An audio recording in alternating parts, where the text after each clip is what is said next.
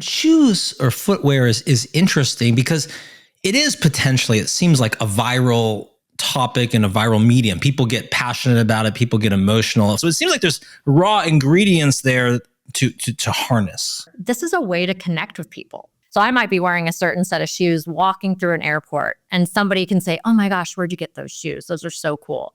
And that was a choice for me to wear that shoe that felt like it expressed myself uniquely. When you send your daughters to school, they're likely having a preference for their style based on how their social circle is reacting to it. And I'm not hearing that this is done exclusively for the external validation. It's more about the internal validation. These shoes make me feel like myself.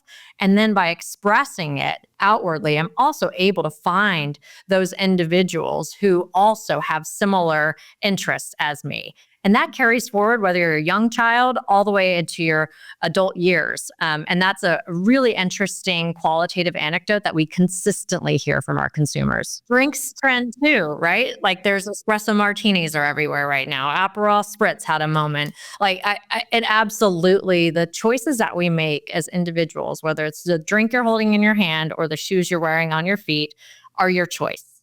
So it says something about you. What do you think that people in the industry miss that is less than obvious that you think they would be wise to pay attention to? My natural response to that is time. I think the role of time in marketing is a really important aspect that can sometimes get missed. And what I mean by that is if you look at the last 5 to 10 years, so many brands and businesses have really over-indexed to performance marketing. And that is a really attractive space because it's $1 out, $1 back, if not $4 back, and you start to get hooked on that model. And it's not necessarily very common to see that the marketing budgets just grow to allow for that to happen while also investing in that long-term storytelling. So I actually see the effects of this huge swing to performance marketing because of the immediacy of the return coming at the cost of really rich storytelling and emotion that is truly the thing that can keep a brand more top of mind for consumers in the long term. So I aspire to bring that rich storytelling, the emotional connection back to the business so that DSW can be more top of mind for consumers that are entering that consideration space. DSW is something that kind of like, I feel like back in the day, people would like talk about like, oh, that's where you go. It's like, wow, you get these designer shoes. They're inexpensive. You're brought on in part to bring the heat back. How do you start tackling that? First and foremost, understanding the DNA of the brand. On a parallel path, it's important for me to understand who is our customer, what are their motivations, what are they seeking in a retailer or even a footwear choice. So then when you marry those two things together, it allows me to more clearly see where we have white space. The wrong thing to do is chase down a path of something that doesn't follow your DNA because the consumer is way smarter than that. As you mentioned, there was a lot of heat around this brand. We aim to bring that back. That's going to come back by colliding with culture in a way that is disruptive, that stands out for the consumer and meets their needs in a really unique way. You have this archive to draw upon, but how much of it is actually just reinventing it for today? I would say most of it's reinvention, but we're certainly not looking to exit customers or throw away our history. I do believe you can learn from the past. So there is certain elements of the past that are important, but I would tell you the number of sacred cows in the work around repositioning the brand is very, very few.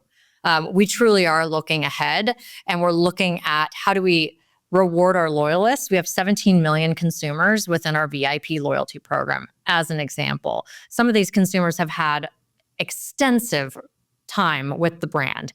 So again, that's an important fact to understand as we redesign our future, but it truly is a glimpse into the past and recognizing that the future is all about the consumer journey and colliding with the cultural tensions that are existing today, which are very different than in the 90s. Take us through, I know you said there's not many, but what are the sacred cows of DSW? I think truly our name.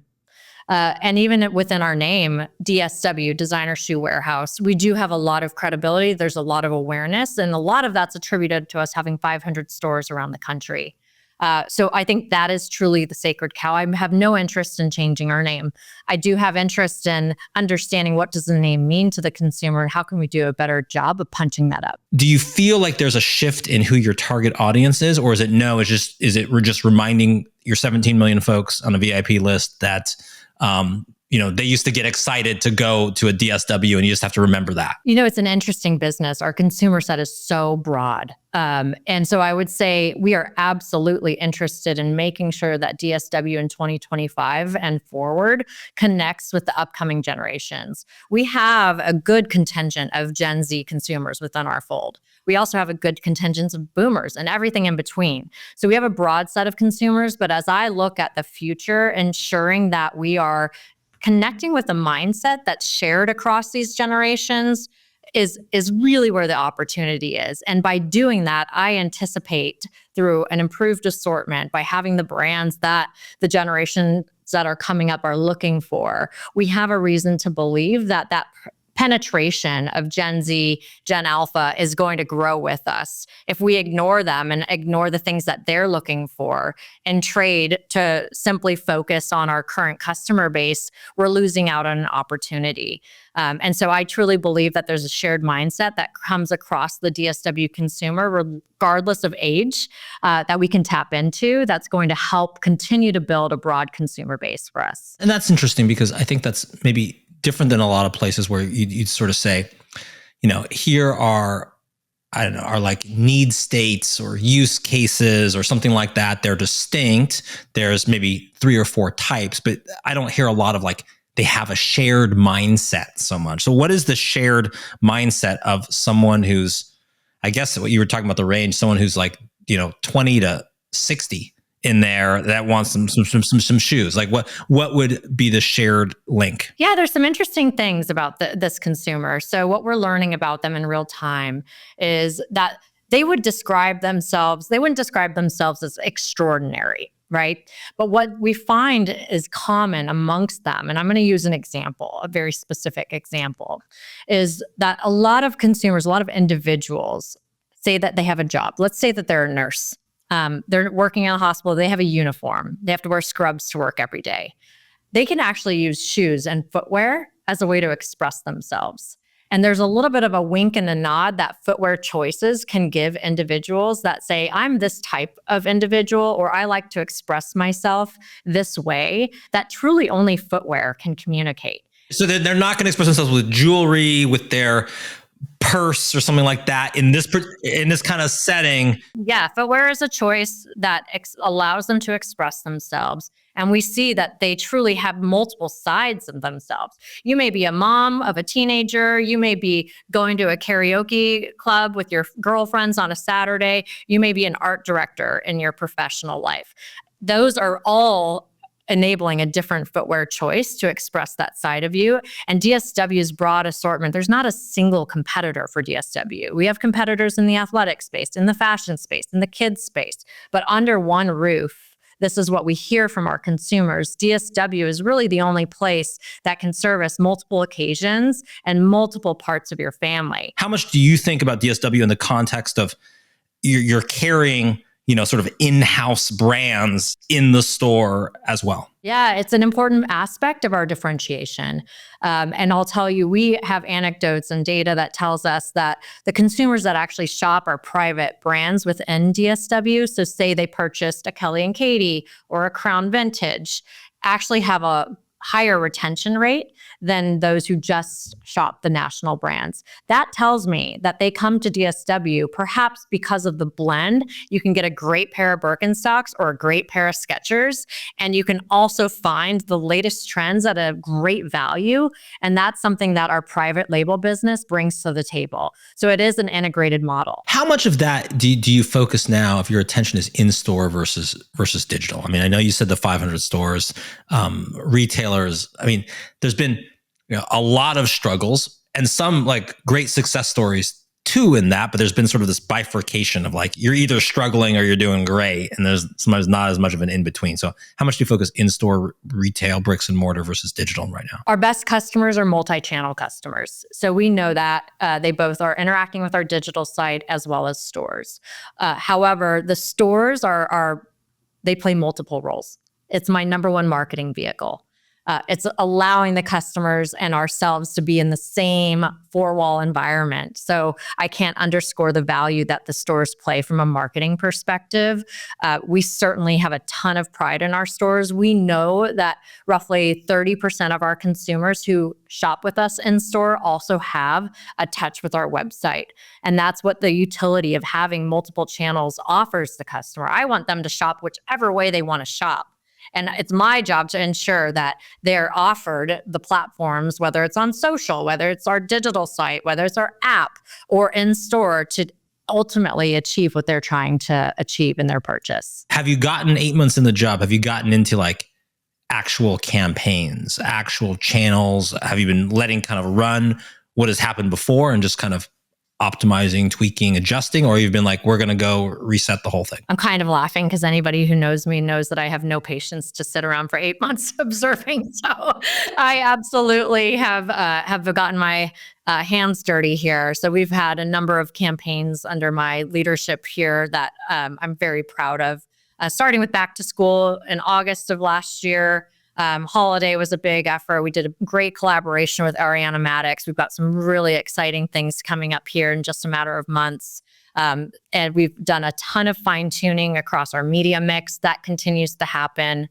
Launching into some new channels, streaming audio, streaming TV, as an example, have been really successful for us pretty much out of the gate. A lot of that is related to our media partners. A lot of that's related to the creative that we put into those channels. What is the creative message now? Is that a new take on DSW? Yeah, the creative has certainly evolved, and that's actually pretty visible. I always encourage folks to go back and look at our Instagram from a year ago, look at it today, and the difference starts to become more obvious. We're moving into much more of a sort of raw, unfiltered creative direction versus very polished, kind of shiny, happy people. That's not necessarily something that I believe is the right look and feel for the brand. So you will see a certain creative evolution and a tone evolution. That is certainly work that's continuing. What is on the to-do list that you just haven't tackled? We know that there's an opportunity to improve our customer experience, specifically in our stores. So what is the future store environment for DSW? We have publicly announced that we have established a new agency of record relationship with Crispin. That is a relationship that has kicked off pretty recently. So I see the fruits of that body of work helping to inform what an optimal customer experience is going to be for our store environment. We also have a similar opportunity with our loyalty program. I mentioned our VIP program has 17 million active customers within it. We know that there's an opportunity to continue to refine and improve that loyalty program to not just have great rewards and benefits from a pricing and value perspective, but also add the emotion of the brand. What are some of these elements of the brand that are non-transactional that we know our customers would value? Defining that and then improving the program with it, that's certainly work to be done. When you say things that they value, what's an example of that, or just something you're exploring? So make sure I understand. Things that they value with DSW is the breadth of our selection. They may know that they are on the market for a certain trend, but they may not necessarily have been decided on what exact brand. We know that our customers, when they're decided, they know that they want the specific brand and the specific style. There's a high likelihood that they're going to go price shop that. Or they're going to go direct to that brand. You come to DSW for that sort of undecided moment where you're trying to figure out your way, and we have an optimal selection to help guide you. And we frankly have a shoe for every version of you. So that is one of those things that they value with the relationship with DSW, in addition to the convenience that the brand offers. And that convenience is tied to having a footprint that's likely near them, in addition to the convenience of having a multi-channel experience, whether they like to shop online or in store. I think you may have answered this, but we'll confirm. What is your most important marketing channel in your mind? I think you were going to say the same thing if I asked you to say it back to me, but stores. And why is that? Just because so much has evolved to digital, that's something that stands out and that embodies your brand equity? We're hearing from Gen Z that they prefer shopping in store. I think it's something around 33% of footwear and apparel purchases have happened online, which tells you that the majority still prefer an in-person experience. So I truly believe that stores are not going to die. I think that's been a myth for a long time. And I actually see that this is the place that we can truly be front and center with our customers, gain qualitative insights, quantitative insights that can then be leveraged. They get to be exposed to our breadth of our assortment. We can host experiences. We can present marketing all in this one environment. Stores allow us to truly build that one-to-one connection with our customers. And there's not a lot of marketing channels that can say the same. How important is in your marketing mix is seasonal marketing? How oriented are you around the calendar in your sort of marketing mix and your marketing goals? Very. We absolutely have an evergreen sort of never out business. We want to be a destination for certain products to always be there when the customer needs them. But there is absolutely a seasonal business here. So you're wearing sandals and open toe in hotter months. You're wearing boots and insulation in colder months. There are also these sort of consumer moments when we talk about back to school, holiday. Those are certainly relevant seasonal moments, but there's always an evergreen business as well. So the answer truly is both. But we're paying attention to those manufactured moments. I think there's very few retailers that can move the consumer behavior. Amazon is one of them, especially when combined with the other mass retailers joining in on the fun. So now you saw this past holiday season as an example. October is when the holiday catalogs are going out from Amazon and Target and Walmart. They are triggering the consumer mindset to turn on earlier. For the first time in my career in retail and branding, I truly felt this year the consumer moved up in the calendar when it came to holiday because of those manufactured holidays. And we have to pay attention to them. It even wonders to me if there's opportunity around something. I don't know if you track things going on around the world, but something like a Singles Day in China, which is an interesting date because if you know the history of it, it's sort of singles because it's like 11/11, 11/11. So it's November 11th. It's a couple weeks before you got Black Friday, Cyber Monday. I've always wondered about why that might not be done more with outside of Asia and here, because it just sort of makes sense on the calendar to try to, push holiday shopping earlier. Have you ever thought about something like a Singles Day or something else, or a trend, or just a way to sort of kind of get some white space before everyone's in for holiday? The consumer here has not necessarily grabbed onto that holiday as much as other places in the world. And as I mentioned, I do believe that there are certain sizes of retailers that can move the market. So I do think it takes more than one retailer to do that. So as we start to observe consumer behavior and listen to them more, I do think that we'll likely see more of those events come into the fold. But as of today, it's not something that we're necessarily focused on creating new holidays for the consumer to drive changes in their timing, but rather watching what they're doing and reacting to it to intersect with their behavior. Do you do anything in the sort of the opposite season, like not the fall, in the spring? Do you have any moments or sort of ownable moments there that you try to leverage, or does it become fall back to school into holiday for this business? It felt like it was a constant foot on the gas, and this is the time I was onboarding here, so maybe that's why. But we certainly had a lot of energy going in from August all the way through January. And it wasn't a flipping of the page for sure to make sure that our messages were seasonally relevant, but it was truly full foot on the gas. Something new that we did this year, sounds simple, but was very meaningful to the brand and the business, is looking at a season like fall, which historically has been our boot season.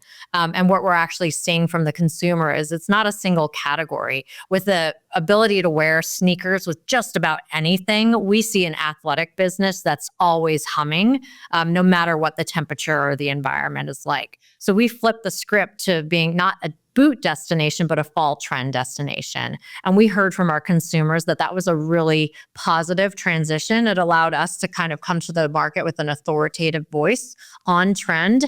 And we have, with our breadth of assortment, a lot to offer them to help them make things like, hey, the pants are now wider. They used to be skinnier. These are the types of shoes that work really well because we know that consumers are getting dressed toe to head, and the whole thing has to make them feel confident and prepared for whatever occasion they're going after. What has been the best advice you've received as you've gone on this journey? I'm going to say good things are almost always coming with a fight. And I think that was a good point for somebody to bring up to me to ready myself for some level of resilience. I think the good things that we try to make happen as chief marketing officers, things like rebranding, brand positioning, media mix evolution, investment, those are not easy to make happen in any business. It's a ton of stakeholder management. It's very personal for a lot of people as well. So recognizing that there's always going to be some tension in the day-to-day based on the things that we're trying to push up the hill is something very important for me to continue to stay resilient, stay focused, realize it's not going to happen overnight. Just because one day it's a no doesn't mean the next day it's a yes. So that was a really good level set for me early in my career. And the flip side, what is the worst advice you've received along the way? You know, I had a leader at one point who was very focused on what I'm going to call like a reveal. Insulate information before it's kind of ready for prime time to keep it high energy at time of release, right? And I've never seen that work. I've never seen it work for them. It has never worked for me. I personally hate reveals. I've yet to see that work, as I mentioned.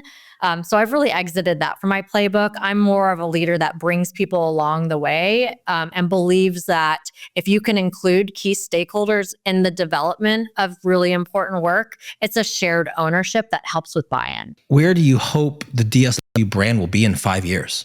Yeah, I want to see DSW coming out of customers' mouths organically as their favorite place to shop. It is a place that can be so fun. When I see our customers' faces when they walk in the door, it's always a very positive feeling. It's very emotional. I want to be top of consideration for our consumer, our target consumer, when it comes to their footwear or footwear adjacent choices. And that is a journey that we're on. We're not far from that at this point. We certainly have metrics that tell us that we are within reach. And my ambition is to secure that top spot. Well said. Sarah Crockett, CMO, DSW, Designer Shoe Warehouse. Fun task of bringing the heat back and making it hotter than ever. Look forward to seeing the results. Thanks for joining us. Thanks, Ben.